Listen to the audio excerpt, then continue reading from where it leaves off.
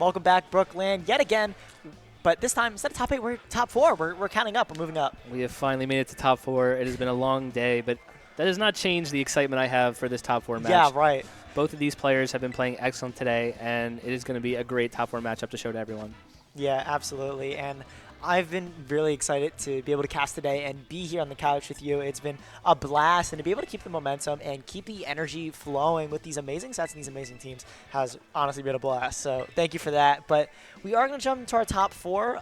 Last game in our top 8, the Dragonite Chien-Pao kind of showed why it's maybe still dominant and maybe why people should respect it more, maybe a little bit in Regulation E. We are going to get a revisit from Paul, who won earlier on stream as well, using that, that standard balance stuff. Nothing wrong with that, though. They are going to be playing against Ricky. Both these players have been on stream before. Not a surprise. A lot of the winners on stream made it to top 8. Again, not a surprise.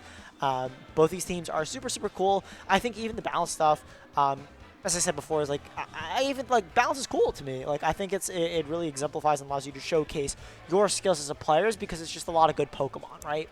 Yeah, I think when you're a player like Paul Chua, who has experienced so much and won so many tournaments, that locking a team like balance just gives him the tools in like any matchup that he can feel comfortable in, outposition his opponent, and just gives him that comfortability in like any matchup. So it makes sense that Paul runs a team like that, I feel like. Yeah, exactly, and I think Ricky's team is also very interesting as well. We saw the King Gambit earlier put in a lot of work, and that Poison Translation on the Tornadoes. Very, very interesting choices, but they both put in work. So I'm very excited to see how both these players really approach each other's teams because they are somewhat of the more standard teams, and we are going to see a Landorus Ogerpon lead from Ricky and an Iron Hands Chien-Pao lead. The most broken lead in the game, to be honest. You pressure so much damage, pressure fake out, but both these Pokemon are intimidated by Landorus, so a good intimidate lead for Ricky here. Yeah, but again, it's just so safe to go for like Icicle Crash fake out into a slot. And even Ogerpon, even though it is taking neutral damage from Icicle Crash, it's just still damage you don't want to be taking. And we see that Paul's Iron Hand actually has Volt Switch as well, which I think is a super, super cool choice, especially on these balanced teams. You have ways to hit the Fluttermane already in so many different options on the team. I think it's super cool that you have options that you can run Volt Switch. Yeah, Volt Switch is so good. Like, I feel like Iron Hands love having Heavy Slam just to have that delete Fluttermane button, but also for Paul, the Volt Switch gives him so much momentum on certain turns with a slow Volt Switch into a more advantageous position. So exactly. We are going to see a Landorus switch out there from Ricky to reset that Intimidate and maybe save it for later if this Iron Hands or Chien-Pao decides to switch out. And then King Gambit is going to come in there from Ricky. So if Landorus comes in from one of these slots from Paul, that's a free Defiant boost that Ricky just got. Did Ricky call the Landorus switch in? We see the swap, and it is the Landorus. Ricky with a great switch in. I think we saw earlier in our sets today that King Gambit never really got to take advantage of the Defiant buff, but a great call to switch it in here and get the +1. And a Spiky Shield, just a very safe play and switch there from Ricky.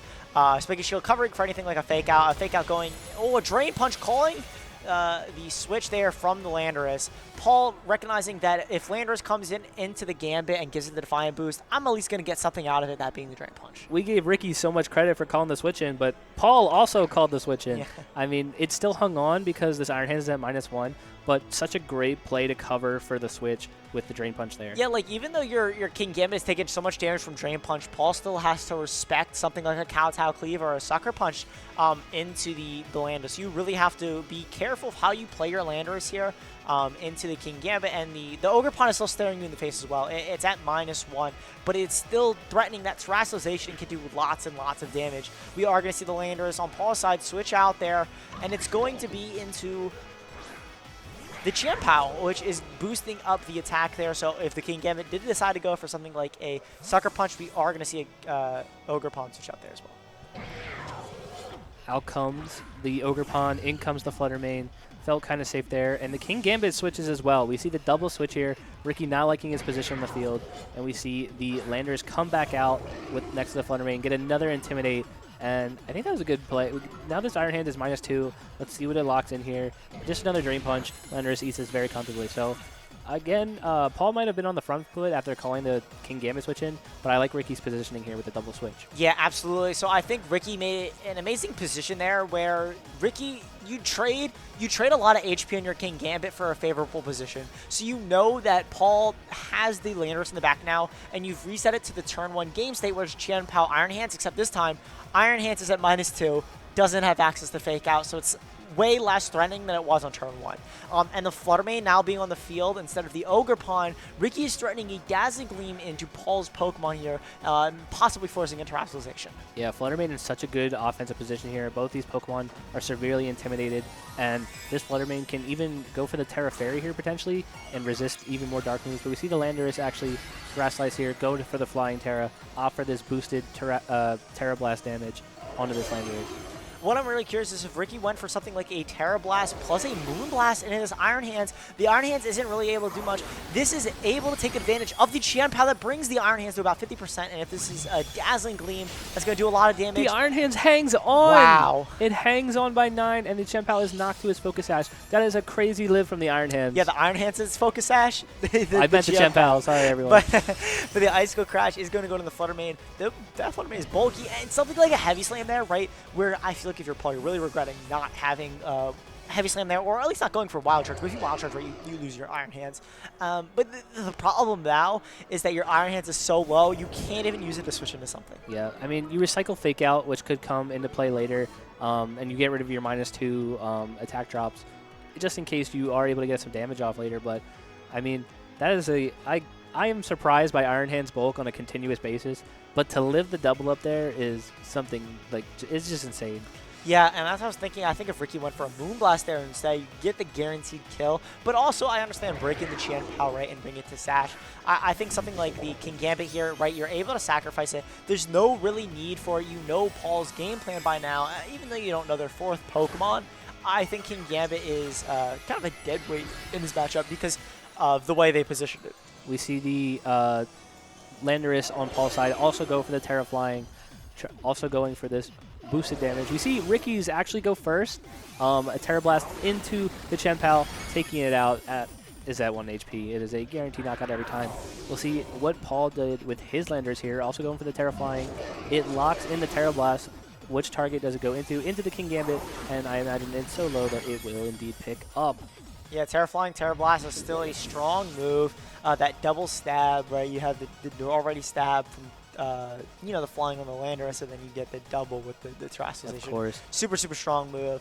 And I'm really curious what Ricky wants to switch in here, right? You have options. The Fluttermane, of course, could come in now that Ricky kind of has that quote-unquote confirmation. Of course, it could still be a speed tie, but if I was Ricky, I'd be pretty confident that my Landorus is outspeeding theirs. So if you bring in something like the Fluttermane or even the Ogre Pawn, you could just go for a Spiky Shield this time, and you're able to go for a Terra Blast into the Landorus and start chipping it down. The speed booster Fluttermane on Paul's side, though, is definitely not to be messed around with. This is exactly the situation that we kind of talked about before, where you are able to go for a substitute to avoid something like a Terra Blast. You could just protect. You could go for damage. Paul has a lot of options with this Fluttermane. Yeah, for sure. And these speed tiers are going to be really key here. This Ogre Pawn is threatened heavily by a Terra Blast here, so he has to play very cautious with this Ogre Pawn. And he opts to recycle Intimidate here and bring in the Fluttermane. At very low health, this is a very risky play. He does go for the Spiky Shield, expecting the Terra Blast to go into that slot, and we see Paul locking Moonblast into the opposing Fluttermane, taking it out.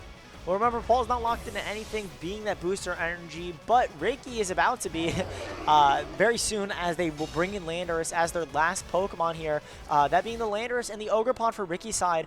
Very, very curious what Ricky wants to lock in here. The Iron Hands is low enough HP where you could actually consider locking in something like that Rock Slide, right? Where even though you're able to do super effective damage to that Landorus, and it could maybe chip down it should be able to knock out the Iron Hands at 9 HP, right? But something like the Ogre Pawn here is also threatening a lot of damage. Yeah, we see Paul and this Fluttermane having the speed boost is in such a good position here. You're not as susceptible to a potential Rock Slide flinch if you are not the speed booster. So I think Paul definitely the momentum here. Iron Hands in the back, potential Fake Out if a Pokemon were to go down or something like that. But I think Ricky has to lock in Rock Slide here, potentially just for the spread damage. And I feel like those misses could be really key here. We'll see what happens. Yeah, right. Like, you really don't have another option. Of course, you could lock in Terra Blast if you don't want to miss and pick a slot. But the problem is you're not picking up the KO on Landorus anyways. And Paul has the same idea as Ricky, right? Resetting that Intimidate is so important for these end games because it really does come down to who is doing more damage with these Intimidates and these drops and things like that. So Paul choosing to sacrifice Landorus depending what the slot is going to, and it is going to be Terra Blast instead of Rock. Rock Slide there. Picking up the kill on Iron Hands is critical hit not really mattering there, unfortunately. I don't know. The Iron Hands is bulk. No, definitely did not matter. We see, and we come down to this 2v2, and Paul gets to reset this Intimidate here in front of 2 physical attackers, and will definitely protect his Flutter Mane going forward. And I think having Flutter Mane in this position, being the fastest Pokemon on the field, and your Choice Scarf Lando pressuring so much flying damage into this Ogre Pond, I think Paul is in a very ideal situation here. Yeah, absolutely. And I don't think Ricky has enough momentum there to really pick up the KO like on anything.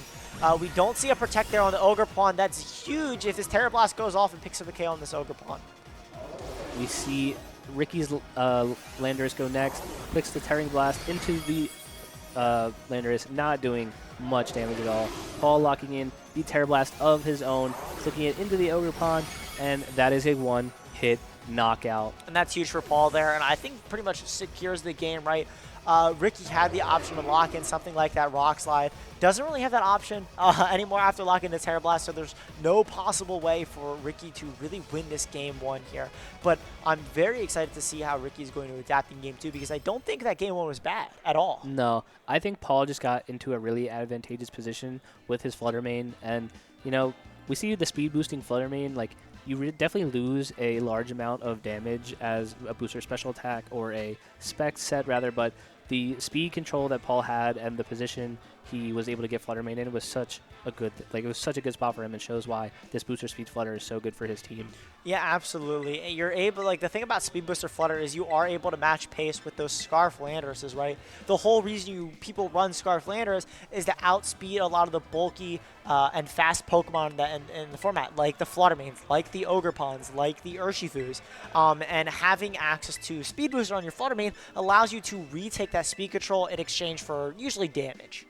For sure. And we see in Ricky's team, he has the Tornadoes potentially in the back that we saw earlier today. And I think if you're losing that speed control, there is one way to get that speed control right back in your favor, and that's to click Tailwind. Yeah. So maybe we saw, again, the King Gambit not do a lot of, like it was there. It did damage. It was there. It got caught the Intimidate, but it also got Drain Punched on the same turn. So maybe Ricky has shown comfort in that King Gambit all day today, but maybe now's the time where you go for a little more speed control with the Tornadoes. Yeah, and I think the Tornadoes actually would be a great bring here. We are going to see a Landorus and a Flutter Mane there from Ricky's side of the field, and a Landorus, a Mungus from Paul. Very interesting adjustment here. Ricky's Flutter Mane is the Choice Specs variant, and we know Ricky's Landorus wins the speed tie. However, this Amoonguss is relatively kind of safe in front of an Intimidate Landorus. I would imagine that it is kind of threatened by a Spec Shadow Ball and Terra Blast here if Ricky gets aggressive, but it's not like Paul to let that happen usually. Yeah, and I think even if Ricky does get aggressive, something like the Terra Blast might bring Amoonguss to Sash, or not, excuse me, not Sash, to Citrus Berry. So it's probably EV'd, and Paul probably knows that it will live the double up. And even if not, you have things like Terrestrialization, obviously, to bail you out of turns like that. This Landorus here, from both sides, really getting the Intimidate and really putting on the pressure there with that Intimidate, forcing both players to really think of how they want to position their Lando, because I think that's what this game comes down to, is how both of these players are really positioning their Landorus with things like the King Gambit, with things like the Amoonguss that need immediate attention. If you're not positioning your Lando correctly, it could get out of hand very quickly, I think, for both of these players. We see a Landorus terrestrialize on one of the sides. I'm not 100% sure yet. We see it on Ricky's side going for the first turn Terra Flying Terra Blast. Maybe it is into that Amoonguss. Let's see how much it does at -1. It does a lot of damage, proccing the Citrus Berry. Is Spec Shadow Ball enough to pick up this Amoonguss? Depending on how Ricky's Flutter Mane is built, they might be able to pick up the KO. Instead, we are going to see a U-turn from Paul there, not wasting a Terrestrialization. That's huge as well. Really interested what Paul wants to switch in here. Now that we know that the Landorus is locked in, because the Flutter Mane hasn't moved yet, you don't really know what it wants to lock into. If it is that Shadow Ball, this Iron Hands is going to be a fine addition to the field, considering it won't be getting Moonblasted. Instead, it's a Moonblast from the Amoonguss, maybe reading a Terrestrialized Water. Just like playing it safe, but we see the special attack drop on the Amoonguss not playing that big of a role, and this Flutter Mane going to sleep.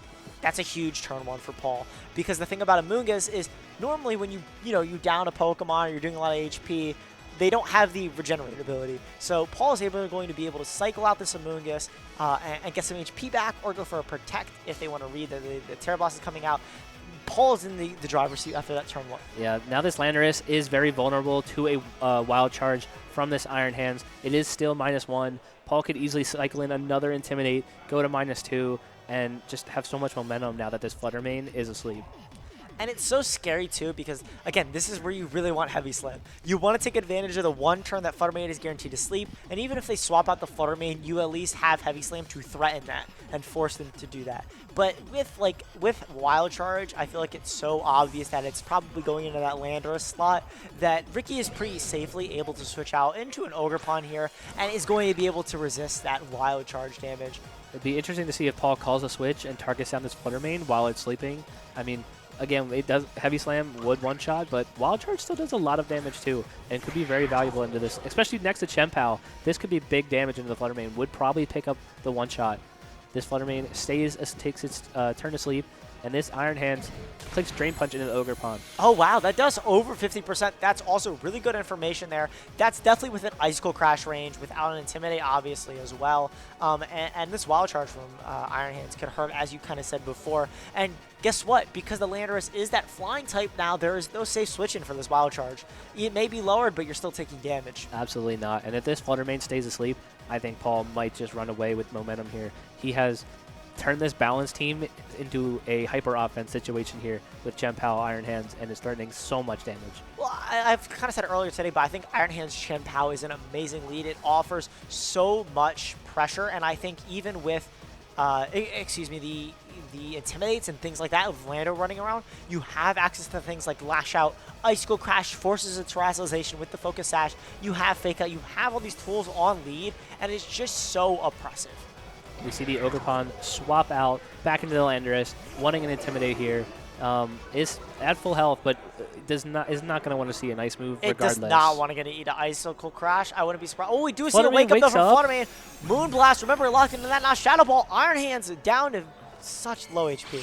You see the Icicle Crash land into this Landorus at -1, and it hangs on!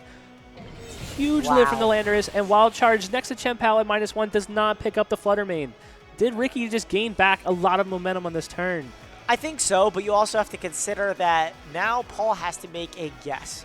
Which slot do you Sucker Punch? And Ricky's thinking the same thing, right? Because you essentially get to bring Ogerpon in on a free slot. It's just which one is Paul going to Sucker Punch? Yeah, the 50-50 mind game is very strong here. Ricky needs to get this right in order to take a large leap in this game. I think if you are Ricky and you get Ogerpon in for, not free, but if you get it in a good position here on this turn, I think you're threatening a lot of damage. I think what Ricky really needs to do as well, because they locked into that Moonblast and not that Dazzling Gleam, they need to break that Chien-Pao Focus Sash. He doesn't switch out either. The Sucker Punch goes into the Landorus and goes down. This Flutter Mane will click Moonblast here into one of these Pokemon, and we will find out momentarily which one. We see it go into the Iron Hands, and that will for sure pick it up. So Ricky not opting to switch out either, just taking the Sucker Punch. I think that's fair as well. Instead of playing that 50-50 in the mind, you could just accept one of your Pokemon is going down, and there's no reason to preserve, I guess, the Lando. If you're confident that you don't need Intimidate in the late game, you're fine with sacrificing Lando, and if you're confident you don't need Flutter Mane because you know Paul has the moves in the back after the Regenerator, you can sacrifice both of these Pokemon pretty well, and then bring Ogerpon in for free there. And you just want to get rid of the Iron Hands because, as we saw in last game, with the Iron Hands just coming in and being able to cycle with the Intimidate, it was very important. So now that Paul has the Landorus and Chien-Pao on the field, once again threatening super strong damage here on the field, we have to remember the Ogerpon's half HP as well. Yeah, this is not a great position for Ricky. This Landorus is obviously faster than a Specs Flutter Mane, threatening big damage into Flutter Mane, and this Chien-Pao is threatening big damage into this Ogerpon. It is a not so great position for Ricky here with all the damage on the board for Paul. And Ricky having burned the Terrestrialization already, Paul's able to capitalize on that and safely go for an Icicle Crash into the Ogre Pawn, most likely getting a KO there. This Flutter Mane is really not going to want to take a Stomping Tantrum. As we see a switch there, what Pokemon is it? It's the King Gambit. That's very interesting. We see Ricky time and time again rely on this King Gambit. We see the spiky shield from the Ogre Pawn trying to gain some momentum this turn. We see Landorus locking the Stomping Tantrum into the King Gambit. How much does this do? A lot of damage. King Gambit hangs on, and Icicle Crash also into that slot, not picking up. Paul calling the switch, but King Gambit hangs on.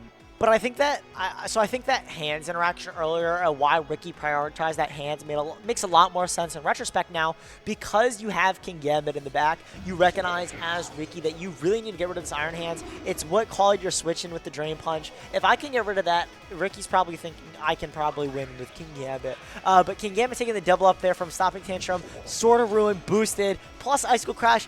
Honestly, that might be Sucker Punch range. It's going to be close, but Paul switches out the Chien-Pao. We no longer have Sword of Ruin.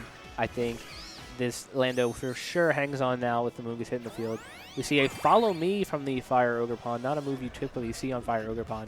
And we see Landorus click Stomping Tantrum into this. Ogre Pawn hangs on, and King Gambit goes for the Swords Dance here, trying to get set up. He knows he needs this damage boost for the rest of the game. However, Paul sends out this Amoonguss. Amoonguss can totally disrupt Sucker Punch for this King Gambit right now. But the thing is, as well, is with Amoonguss on the field, you threaten Spore, but the problem is Follow Me doesn't care. Normally, when you have Amoonguss for your Amoonguss mirrors, it doesn't matter because they're both grass types, and Rage Powder, is unaffected on grass types. But with Ogre Pawn, Follow Me doesn't care, and because it's a grass type, it's that unique interaction where you're able to Follow Me the Spore. And it's so interesting as well because what Paul could do as well is go for Stomping Tantrum and then get the Spore, but if there's like a Spiky Shield, Sucker Punches, there's a lot of different ways this turn can play out. The King Gambit going for Protect there. It doesn't look, my Paul's reaction doesn't look like they got the turn correct. Did not look too happy after that. Amoonguss protects. Maybe Ricky wanting to get rid of this Amoonguss calls the Protect on Amoonguss and protects himself. Ogre Pawn will take this Stomping Tantrum and will no longer be on the field. But, I mean, now that you bring in the Flutter Mane, this Landorus is still faster and still threatens Stomping Tantrum into this Flutter Mane. Yeah, so actually, that might have been a look of relief, to be honest. I thought the turn was going to play out maybe a little bit different if the Ogre Pawn went for something else, but this is pretty much fine now, I think. The Gambit isn't really able to go for Sucker Punch with, like you said, that Rage Powder, and you're very safely able to target down the Specs Flutter Mane with a Stomping Tantrum, and you kind of force this end game. So something like, yeah, the Sucker Punch is going to fail there. I think Stomping Tantrum from the Lando is going to go into that King Gambit.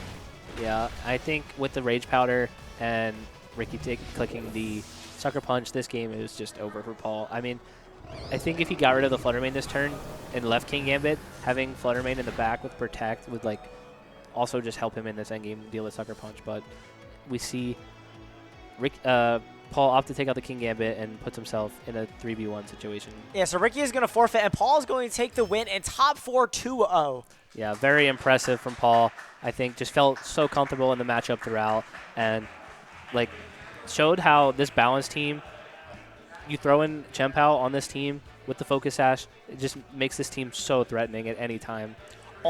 In the right hands, a.k.a. Paul Chua's hands, you're able to balance that Amoonguss, no pun intended, and that Chien-Pao Iron Hands really dominating and showing why it's strong. You have the Landorus and things like that as well that, try to intimidate you and try to lower your attack and things like that, but Chien-Pao and Iron Hands just don't care.